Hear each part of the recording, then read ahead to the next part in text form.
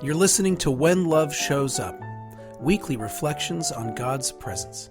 I'm Philip DeVaul, the rector of the Episcopal Church of the Redeemer in Cincinnati, Ohio. Thank you for joining us.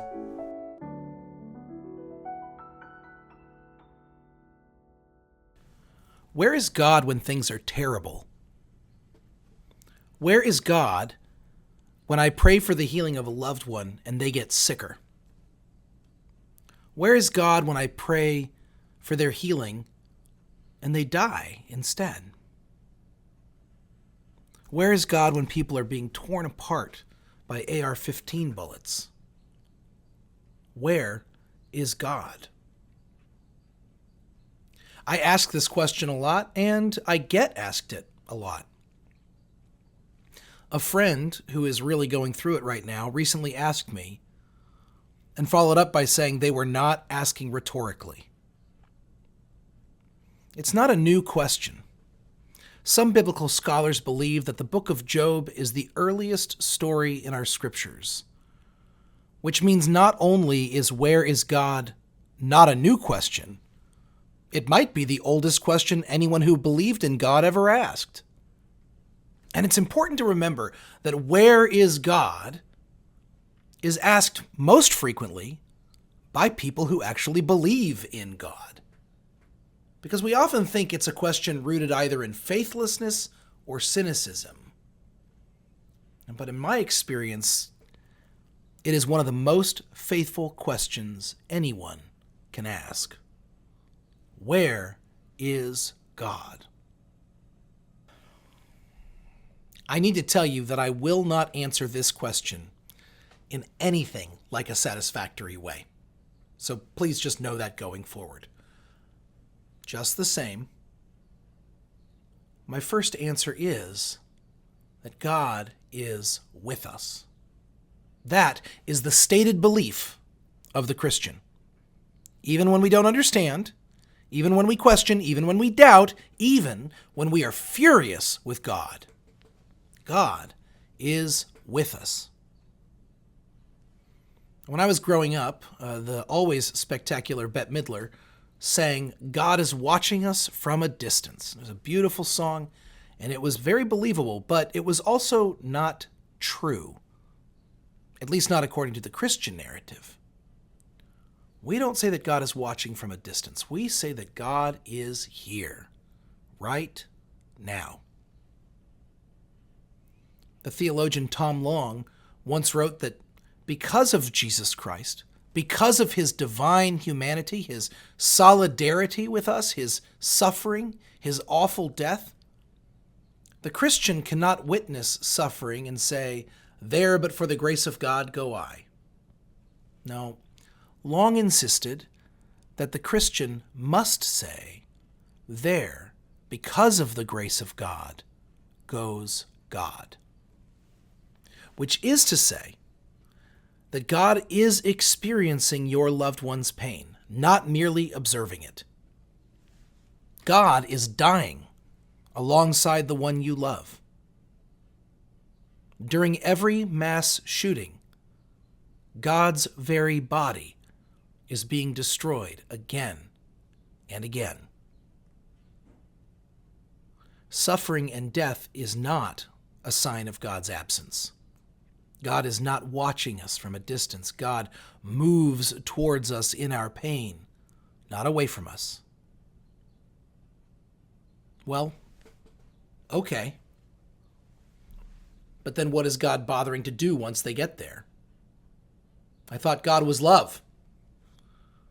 If they're not going to answer our prayers, what is the point of God? If God is love, and God is with us, and God is powerful, then why isn't God fixing the problem? This is a place that I need to sit for a moment, because this question says more about me than it does about God. I'm realizing that my assumption is that if God loves me, then God should be solving my problems. That if God is not solving my problems, God must not love me. Is this what I think love is? Well, honestly, yeah. A lot of times I do. I try to solve problems all the time. Chances are that if you've ever come to me with a story of your pain or sorrow, I have immediately been stewing over how to fix your problems, how to fix you. One thing I keep learning when I listen to others, especially the women in my life, is that me trying to fix your problems, even if my solutions might work, does not always feel like love. And in fact, solving the problem isn't always love. Sometimes me trying to fix things is more about my discomfort than it is with my desire to love. Yet these are our expectations of God. If you love me, fix this. If you don't fix this, either you're not here, you're not capable, or you don't love me. My God, why have you forsaken me? David asks this in Psalm 22. He says, why are you so far from helping me, from the words of my groaning?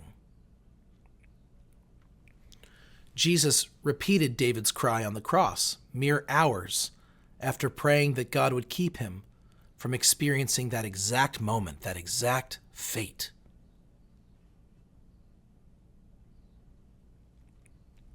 At the end of the psalm, nothing has been solved. But still, David insists that future generations will be told about the Lord and proclaim his deliverance to a people yet unborn. And indeed, the Christian believes Jesus was delivered. Only we do not believe he was delivered from death, but rather through death. In our baptismal liturgy, we say that we are baptized into Christ's death. Through it, not from it. In our sorrow, we find the God who finds us.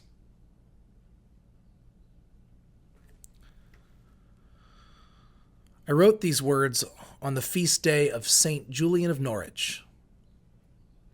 Mother Julian lived in the time of the Black Death, when over half of her city's people were killed by plague. She herself experienced great illness, solitude, pain, and loneliness.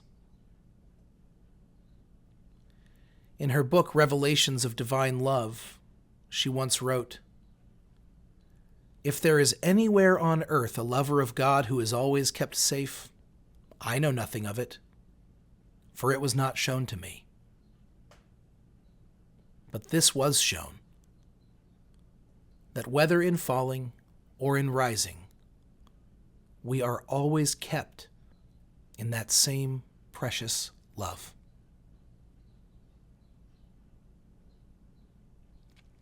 We know that love is healing, yet we see that love does not always heal. We know that love saves us, yet we see that we are not always saved. Leastways, not in a manner we like or understand. What if love does not exist primarily as a response or solution to our problems? How might we understand God's presence and power differently? Is a love that does not always keep us safe something in which we have any interest?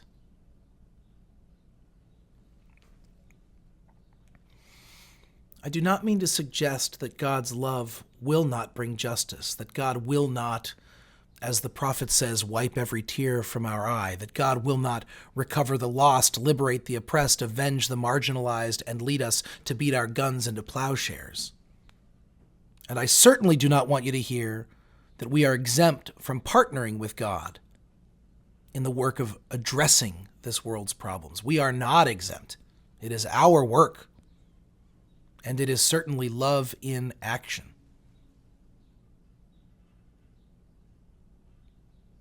But I still find myself asking, is that the only thing love is for? To fix us? Or can we find ourselves kept in the same precious love, whether we fall or rise? Can we locate God's presence in our suffering, in our death?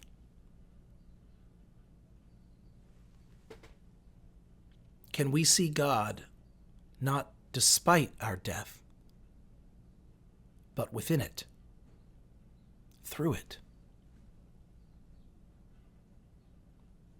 When love shows up, what do we expect to happen?